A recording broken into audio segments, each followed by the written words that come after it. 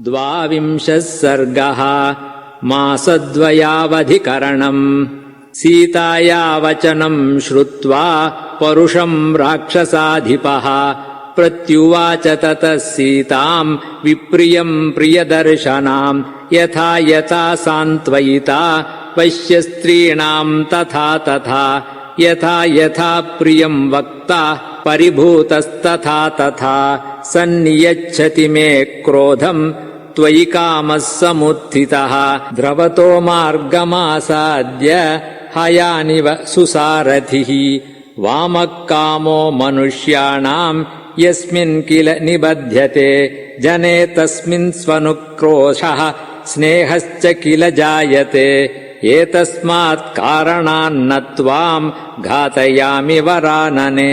वदार्हामवमानार्हाम् मिथ्या प्रव्रजिते रताम् परुषाणीह वाक्यानि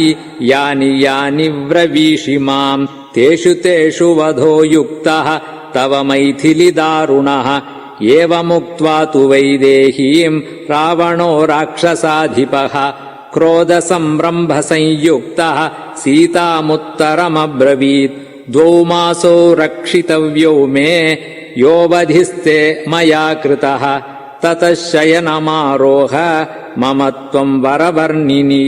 द्वाभ्यामूर्ध्वम् तु मासाभ्याम् भर्तारम् मामनिच्छतीम् मम त्वाम् प्रातराशार्थम् आलभन्ते महानसे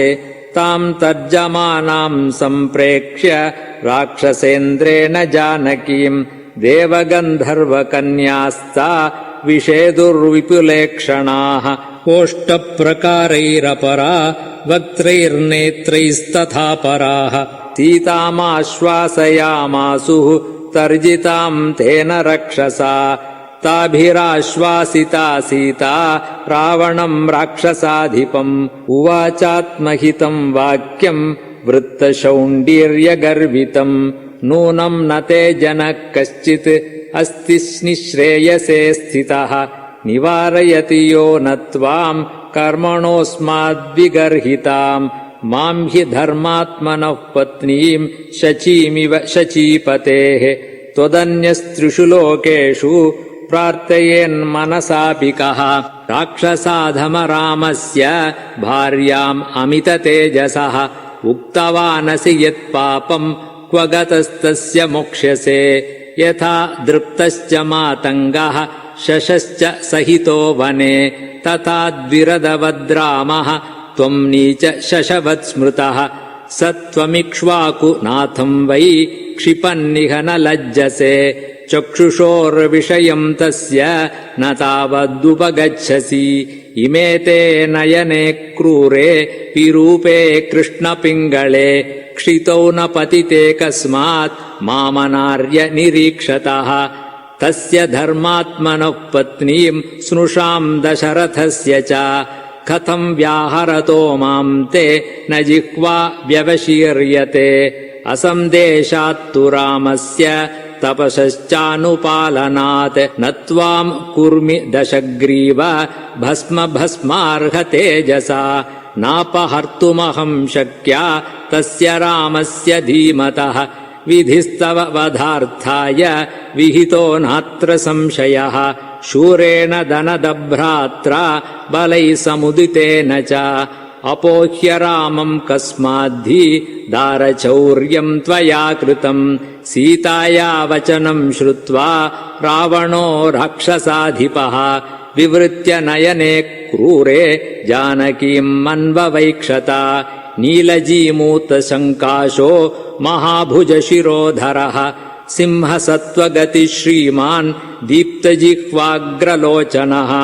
चलाग्रमुकुटप्रांशुः चित्रमाल्यानुलेपनः रक्तमाल्याम्बरधरः तप्ताङ्गदविभूषणः श्रोणीसूत्रेण महता मेचकेन सुसंवृतः अमृतोत्पादनद्धेन भुजगेनेव मन्दरः द्वाभ्याम् स परिपूर्णाभ्याम् भुजाभ्याम् राक्षसेश्वरः शुशुभे चलसंकाशः शृङ्गाभ्यामिव मन्दरः तरुणादित्यवर्णाभ्याम् कुण्डलाभ्याम् विभूषितः रक्तपल्लवपुष्पाभ्याम् अशोकाभ्यामिवाचलः सकल्पवृक्षप्रतिमो वसन्त इव मूर्तिमान् श्मशानचैत्यप्रतिमो भूषितोऽपि भयङ्करः अवेक्षमाणो वैदेहीम् कोपसंरक्तलोचनः उवाच रावणः सीताम् भुजङ्ग इव निःश्वसन् अनयेनाभिसम्पन्नम् अर्थहीनमनुव्रते नाशयाम्यहमद्य त्वाम् सूर्यस्यन्द्यामि वौजसा इत्युक्त्वा मैथिलीम् राजा रावणः शत्रुरावणः सन्दिदेश ततः सर्वा राक्षसीरघोरदर्शनाः एकाक्षीमेककर्णाम् च कर्णप्रावरणाम् तथा गोकर्णीम् हस्तिकर्णीम् च लम्बकर्णीमकर्णिकाम् हस्तिपाद्यश्वपाद्यौ च गोपदीम् पादचूलिकाम् एकाक्षीमेकपादीम् च पृथुपादीमपादिकाम् अतिमात्र शिरोग्रीवाम् अतिमात्र कुचोदरीम् अतिमात्रास्य नेत्राम् च दीर्घजिह्वाम् अजिह्विकाम् अनासिकाम् सिंहमुखीम् गोमुखीम् सूकरीमुखीम् यथा मद्वशगा सीता क्षिप्रम् भवति जानकी तथा कुरुत राक्षस्यः सर्वाः क्षिप्रम् समेत्य च प्रतिलोमानुलोमैश्च सामदानादिभेदनैः आवर्जयत वैदेहीम् दण्डस्योद्यमनेन च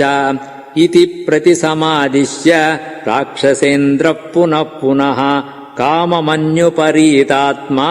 जानकीम् पर्यतर्जयत् उपगम्य ततः क्षिप्रम् राक्षसी धान्यमालिनी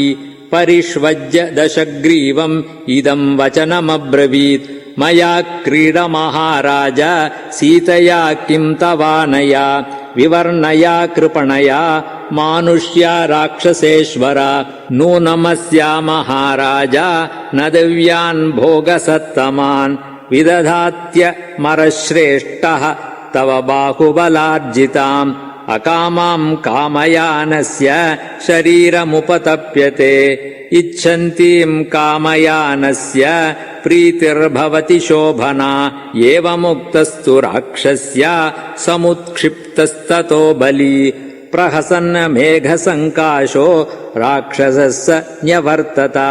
प्रस्थितः स दशग्रीवः कम्पयन्निव मेदिनीम् ज्वलद्भास्करवर्णाभम् प्रविवेश निवेशनम् देवगन्धर्वकन्याश्च नागकन्याश्च सर्वतः परिवार्य दशग्रीवम् विविशुस्तद्गृहोत्तमम् समैथिलीम् धर्मपरामवस्थिताम् प्रवेपमानाम् परिभत्स्य रावणः विहाय सीताम् मदनेन मोहितः स्वमेव वेश्म प्रविवेश भास्वरम्